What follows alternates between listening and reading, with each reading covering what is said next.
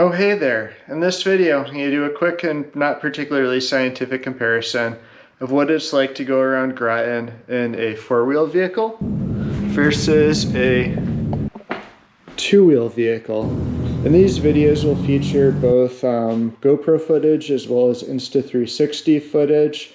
The Insta360, if you're not aware, it's like a cool 360 degree camera that can do some pretty trippy shots where, you know, dynamic framing kind of as you go. It's weird. Stick around, watch it. You might be intrigued. But yeah, stock bike. I'm not going to focus on this too much. The car, it has, you know, a lot of things done to it, including an LS swap. I'm not going to go too in depth on what's going on here, but if you want to see more, just let me know and I'll do a video on this car. Otherwise, let's get to the cool track footage.